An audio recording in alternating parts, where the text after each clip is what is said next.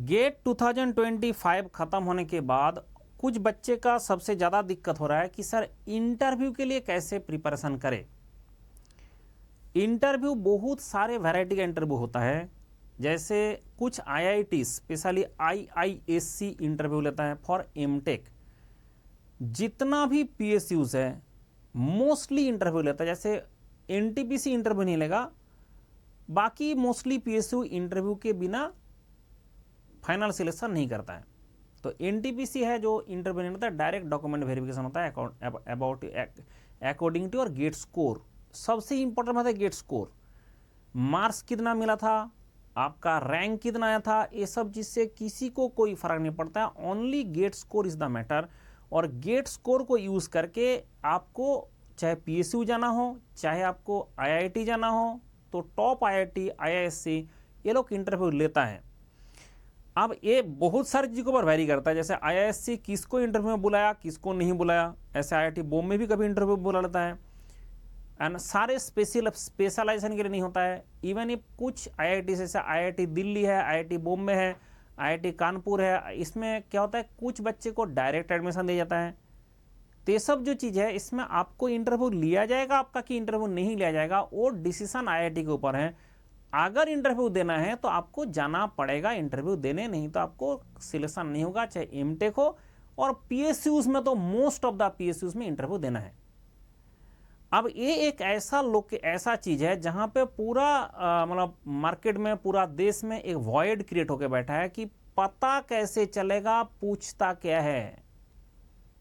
IISc में मुझे interview देने जाना है तो पता कैसे चलेगा पूछता क्या है वहां पे, क्योंकि मैकेनिकल इंजीनियरिंग पढ़ के सिर्फ चले जाओगे तो होगा नहीं। किस टाइप का क्वेश्चन पूछा जाता है, जैसे आईआईएससी मैथमेटिक्स के ऊपर बहुत ज़्यादा फोकस करता है एंड बेसिक कॉन्सेप्ट के ऊपर बहुत ज़्यादा फोकस करता है। अब IIT Bombay, IIT Delhi, IIT Kanpur कभी कभी डेरिवेशन करने दे देता है। तो ये क्या क्या सवाल आज तक पूछा गया था, अगर इकट्ठा मैं आपको सारा दे दूं तो जितना पीएसयू है उसमें क्या क्या सवाल पूछा गया था, अगर इकट्ठा मैंने दे दूं तो ये चीज मैंने करता हूं and that is because of the thousands of students इसमें पार्टिसिपेट किया है। ऐसा नहीं सिर्फ आप भी एग्जाम दे रहे हो, जितना बच्चे अभी तक पढ़ा है सबने इंटरव्यू देने के बाद मुझे एक ट्रांसक्रिप्ट भेजता है कि सर मैंने इंटरव्यू दिया और मुझे इंटरव्यू में ये सवाल पूछा गया, और जो लोगों ने मुझे भेजा है उसको मैंने कैप्चर किया हूँ, कैप्चर करके एक फोल्डर बनाया हूँ एंड उसके बाद आपको ये शेयर करता हूँ। तो ये unique in this world and only mechanical engineering में पॉसिबल है एंड मैकेनिकल इंजीनियरिंग में आपको मिलेगा। तो नाउ यू कैन सी कौन कौन सा पीएसयू में, ये जो आप देख रहे हो ये डायरेक्टली मुझे व्हाट्सएप करना होता है, मैं आपको भेज दूंगा।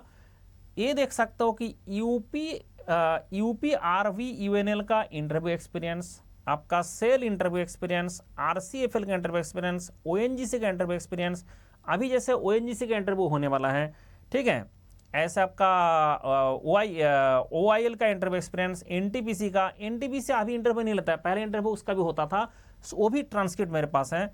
एनपीसीएल का इंटरव्यू, एनएमडीसी का है, एनएलसी का है, नीटी मुंबई का होता अभी आईआईएम बन गया बट उसका भी इंटरव्यू हमारे पास है, नैल्को का interview experience, ISRO interview experience, IOCL का interview experience, IIT Kanpur, IIT Bombay, IISc interview experience, IFFCO का इंटरव्यू एक्सपीरियंस, आपका एचपीसीएल का इंटरव्यू एक्सपीरियंस, एचएएल गेल का इंटरव्यू एक्सपीरियंस, ईआईएल का interview experience, DRDO, CIL, BPCL, BIS का एंड बीएचएल का इंटरव्यू, बीएमएल का, BRC का इंटरव्यू, यूपीपीएससी का है, इंजीनियर सर्विस कमीशन का है, सिविल सर्विस का है, राइट्स का है। मतलब जो जो इंटरव्यू होता है आज तक उसका इंटरव्यू का जो बच्चे को पूछा गया सारा सवाल हमने कलेक्ट किया।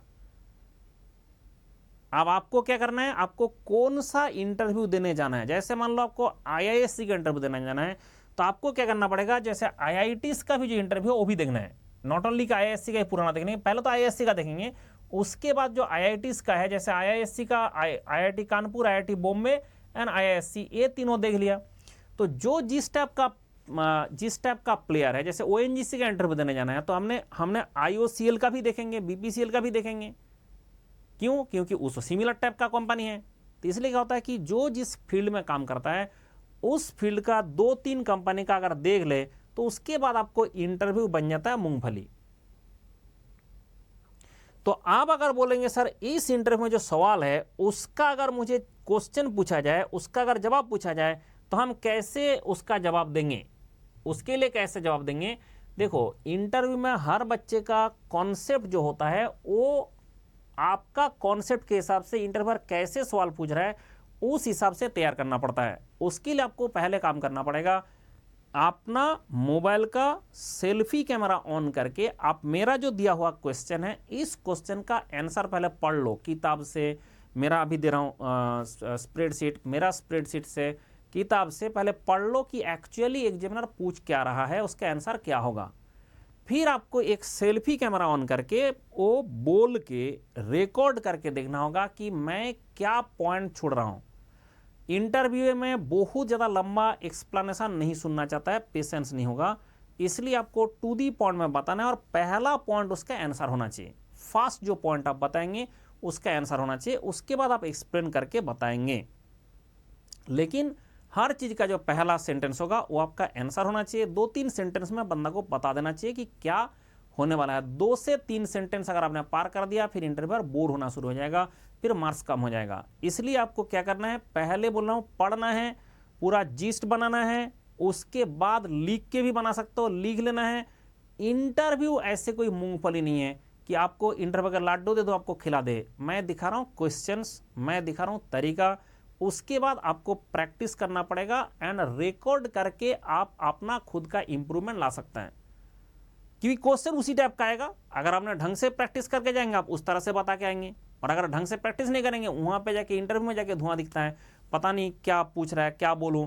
तो वो जो चीज़ है पहले तो पूछ चुका है उन लोगों ने, पहले आपने आंसर दे चुके हो, आपने अगर ऐसे रिकॉर्ड करके बनाया तो आपका रेडीनेस है, तो उसके कारण आप बहुत अच्छा से कर सकता है। जैसे आप देख सकता है अनअकैडमी में हमारा चल रहा है unlock champion in you, start your GATE preparation 9999 में, ये आपका फ्लैट आता है। मेरा कोड लगाना है खुश रहो, लगाने के बाद आपको बोला इंटरव्यू में क्या गाइड करेगा, आपका मेरा जो स्प्रेडशीट है पूरा मैकेनिकल इंजीनियरिंग का जो जो चीज़ पढ़ना है, जैसे आईआईएससी के लिए मैथमेटिक्स पढ़ना है तो आपको पूरा ये सब्सक्रिप्शन लेने से वो मैथमेटिक्स का कोर्स पूरा मिल जाएगा। ये हमारा श्रेष्ठ एंड वर्धन बैच है। इसमें आप देख सकता है कि आपका श्रेष्ठ बैच आपका 2026 के लिए जो बच्चे basically fourth year and pass out student है उसके लिए है। ये आपका 2027 के लिए है, जो बच्चे अभी पास आउट मतलब जो आपका थर्ड ईयर सेकंड ईयर में है उसके लिए है। ये आपका टॉपिक वाइज टेस्ट है, ये आपका टेस्ट मिलेगा, this is with in this, मतलब जो आपका पेमेंट लिया गया उसके हिसाब से। इसमें 3000 के आसपास 3020 क्वेश्चंस का ऐसे part syllabus full syllabus test भी आपको मिलेगा। एंड आपका अनअकैडमी जो ऑफर करता है आप देख सकते हैं, प्लस सब्सक्रिप्शन के लाइव क्लास होता है, सारे कुछ होता है, क्लास दोनों का सेम रहता है बट वहाँ पे एक्स्ट्रा फीचर होता है, आपका फिजिकल नोट्स मिलता है, आपको मेंटर्स मिलता है, आप मेंटर से डायरेक्ट बात कर सकता है। यानी आपका प्लस एंड आइकॉनिक का डिफरेंस आप देख सकता है, मेंटरशिप का लिए आप ज्वाइन कर सकते हैं। तो ये बोलता है investment in knowledge is the page the best interest. Actually मैंने ये बताया था अभी जो 9900 रुपीज़ है, जैसे अगर आपको PSU मिल गया तो PSU में जाएंगे, कोई भी PSU में चले जाएंगे तो आपका जो सैलरी होगा उसका 2.2 डेज से 4 डेज का सैलरी है वो, मतलब आपका जो इंटरेस्ट है वो बहुत ही कम है जो आपको पेमेंट देना पड़ रहा है। लेकिन फिर भी बोलेंगे नहीं हमारे पास वो है नहीं, हमारे पास इतना भी पैसा नहीं है, तो इतना जो है इससे कम में सस्ते में तो हो नहीं सकता। तो अगर ये सब्सक्रिप्शन लेता है, जो बच्चे प्रिपरेशन कर रहा है और जो बच्चे प्रिपरेशन करके अभी इंटरव्यू देने जा रहा है उसमें भी आपका प्लस एंड आइकॉनिक का कोर्स काम करेगा दोनों के लिए, फॉर एवरीबॉडी। पूरा mechanical engineering, mathematics and aptitude. हम क्या करता है जब भी कोई क्लास में पढ़ाते हैं, क्लास में पढ़ाने के बाद हम लिख देते हैं कि उस क्लास में क्या क्या डिस्कस हुआ, ऐसे लिखा रहता है। वो जो क्लास है उस क्लास में क्या क्या इसमें डिस्कस हुआ है ऐसे लिखा रहता है। ऐसे क्यों लिखा रहता है?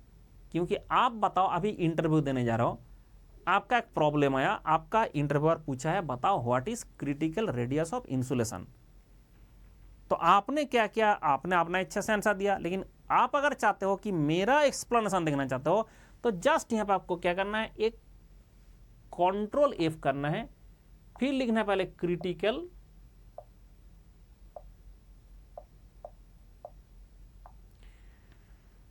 रेडियस, आगे आपका critical thickness of insulation, critical radius of insulation, ये सारा वर्ड आ गया।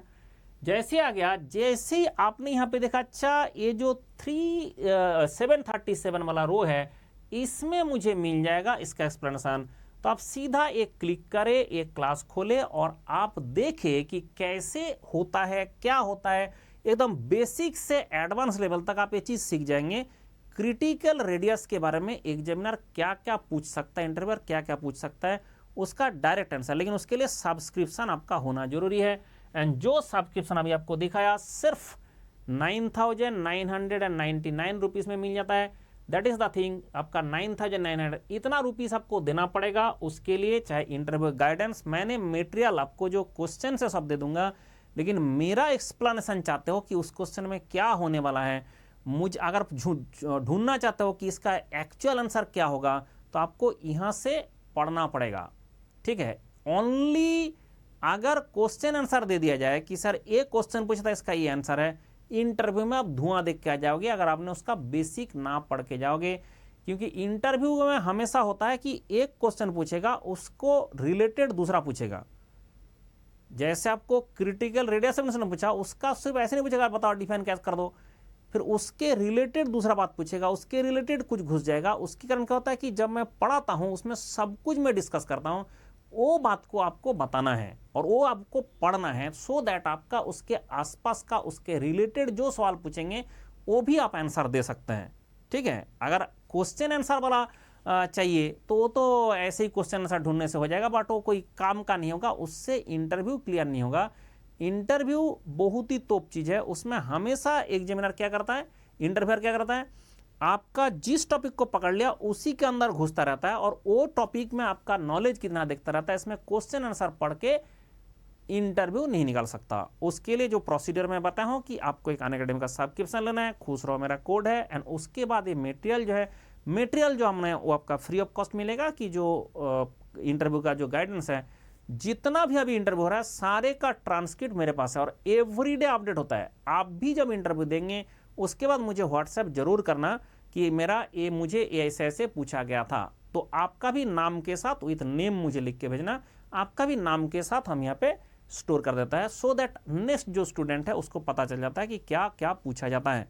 ठीक है, ये आपका भी रिस्पॉन्सिबिलिटी है। आपको जिस तरह से मिल रहा है, एक एक आप देखोगे 70-80 पेज तक का होगा जो क्वेश्चंस हैं, तो मतलब कितना बच्चे भेजा है तब जाके इतना हुआ है। तो आपने भी अगर भेजेंगे तो आपका भी यहाँ पे विथ नेम रहेगा, जैसे सारे बच्चे का हमने विथ नेम यहाँ पे स्टोर करके रखा है, सेम तरीके से आपका भी इसमें स्टोर हो जाएगा। और उसके बाद आपका भी जो इंटरव्यू एक्सपीरियंस है वो अगले जो बच्चे हैं उसको फ़ायदा मिलेगा। नेक्स्ट ईयर जो आएगा उसके आपका जूनियर आएगा, आपका भाई बहन कजिन्स जो आएंगे उन लोगों को भी मिलेगा। तो इसलिए आपको सारे को ये चीज़ करना है। एंड अगर मंडल से आंसर चाहिए तो ऐसे होगा। एंड आपको प्रैक्टिस करना है, वो कैसे ना, सेल्फी कैमरा से वीडियो रिकॉर्ड करके, जैसे आपको सोच लिया कि ये क्वेश्चन हमें पूछा गया, इसका क्या आंसर दूंगा, फिर आपने देने के बाद आप खुद सुनना, तभी आपको समझ में आ जाएगा कि आपको क्या बोलने से, कैसे बोलने से और इम्प्रेसिव होता। फिर आप दोबारा आप ऐसे बोलेंगे तो इस तरह से इम्प्रूवमेंट होता है। ठीक है, कोई पहले आप खुद रिकॉर्डिंग करने के बाद जब चेक करेंगे तभी आपको पता चल जाएगा कि क्या गलती हो रहा है, इस तरह से नहीं बोलना चाहिए था, मुझे इस तरह से बोलते तो और इम्प्रेसिव होता। ये सबसे इंपॉर्टेंट है। ठीक है, चलो बाय बाय, टेक केयर, खुश रहो। एंड जब भी कोई इंटरव्यू आता है तो मुझे ज़रूर व्हाट्सएप करे। ठीक है, और इंटरव्यू हो जाता है तो मुझे ट्रांसक्रिप्ट भेजे, आपको मैं गाइड करूँगा। After that you have to send me the transcript. Okay, खुश रहो।